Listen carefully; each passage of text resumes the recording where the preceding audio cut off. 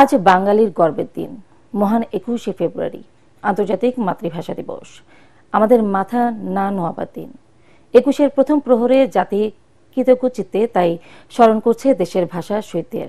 রাজধানীর কেন্দ্রীয় শহীদ মিনারে জাতির শ্রেষ্ঠ সন্তানদের প্রতি শ্রদ্ধা জানান রাষ্ট্রপতি মোহাম্মদ শাহাবুদ্দিন এবং প্রধান উপদেষ্টা ডক্টর মোহাম্মদ ইউনূস।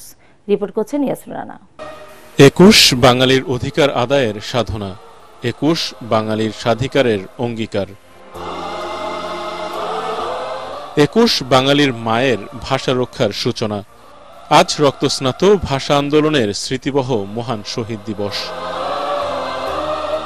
21-এর সংগ্রাম স্বাধীন বাংলাদেশের অভ্যুদয়ের মধ্য দিয়ে চূড়ান্ত পরিণতি লাভ করে। 21-এর প্রথম প্রহরে কেন্দ্রীয় শহীদ মিনারে ভাষা শহীদদের প্রতি ফুল দিয়ে শ্রদ্ধা নিবেদন করেন রাষ্ট্রপতি মোহাম্মদ শাহাবুদ্দিন ও প্রধান উপদেষ্টা ডক্টর মোহাম্মদ ইউনূস।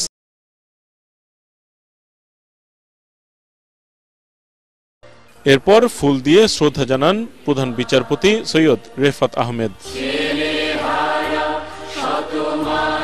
এরপর পর্যায়ক্রমে অন্তর্বর্তী সরকারের উপদেষ্টারা, প্রধান নির্বাচন কমিশনার, সেনাবাহিনী প্রধান, বিমান বাহিনী প্রধান ও নৌবাহিনী প্রধান, অ্যাটর্নি জেনারেল শহীদ বেদিতে ফুল দিয়ে শ্রদ্ধা জানান। ঢাকায় কর্মরত বিভিন্ন দেশের কূটনীতিক ও মিশন প্রধানরা ফুল নিয়ে হাজির হন শহীদ মিনারে। সহকর্মীদের নিয়ে ভাষা শহীদদের প্রতি শ্রদ্ধা জানান ঢাকা বিশ্ববিদ্যালয়ের উপাচার্য অধ্যাপক নিয়াজ আহমেদ খান।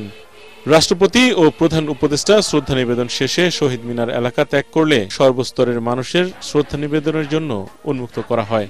বিভিন্ন রাজনৈতিক দল ও সংগঠনের পক্ষ থেকে প্রথম প্রহরে ফুল দিয়ে স্মরণ করা হয় ভাষা শহীদদের।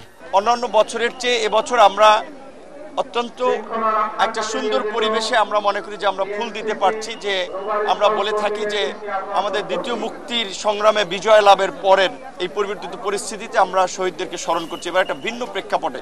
এই দিবসের আরেকটি বিশেষ তাৎপর্য আছে।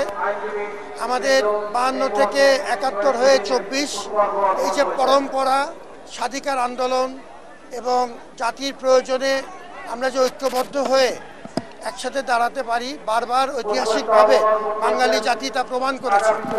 এই জাতীয় আয়োজনগুলো এই জন্যই আমাদের জাতির জীবনে মাইলফলক। জাতি হিসেবে বাঙালি আত্মমর্যাদাশীল হবে এবং বাংলা ভাষার বিকৃতি রোধ করে মানুষের আশা আকাঙ্ক্ষার বিকাশ ঘটবে। মহান ভাষা শহীদ দিবসে এই প্রত্যাশা সকলের। ইয়াসিন রানা, এটিএন বাংলা, ঢাকা।